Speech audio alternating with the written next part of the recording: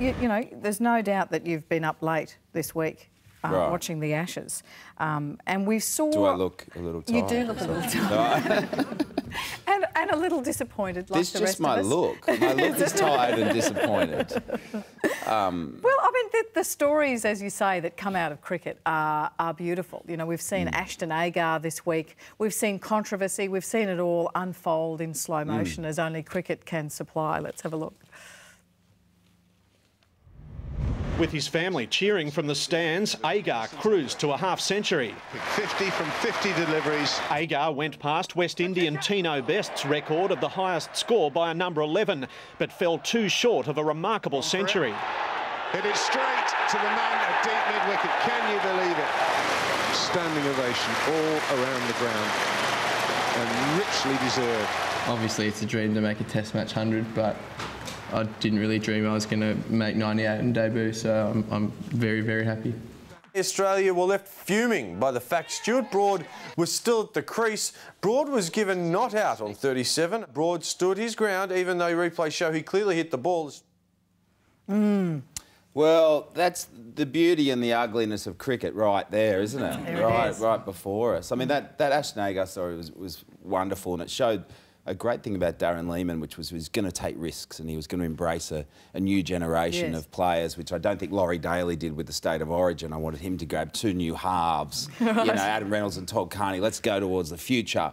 And Lehmann's done that, and suddenly this kind of refreshing wave has washed over Australian cricket, and suddenly there's this gusto where it was kind of dwindling for a while, and this kid's come in, and I think he'll earn a lot of money now, so he can buy his brothers a belt. Because neither of his brothers own a belt, and they have very tight jeans, which is. But I thought they could have got better seats as well. The family seemed to be right up the back. But what about that little Stuart Broad? smile that he has, he smiles with his eyes.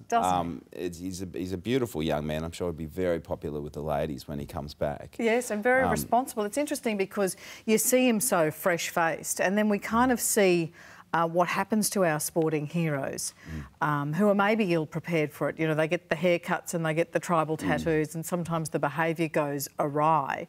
Is that something about celebrity, do you think, that they're encountering that maybe an older generation didn't encounter? I mean, there's a fascinating story in the news last week about Harry O'Brien, the AFL player who came forward and told, you know, the media what he's going through. And then the media said, oh, I think he went a bit over the top with how much he explained in detail. The man's just going through so much. You put an actor into Hollywood and give them millions of dollars. You put a sportsman in the limelight. Every flaw, every part of that human being is suddenly going to be illuminated. It's going to be bursting. So who you are, you know, nobody really knows what it feels like except those guys. And you just hope that they have the proper support network. But this boy just seems so effortless. He seems like a really natural guy. And, you know, when he talked about not getting 100, he's like, oh, that's right, I got 98 and I just really enjoyed it and I just went for it. And he just played a game of cricket, really. And I just hope he can maintain that natural humility that he has.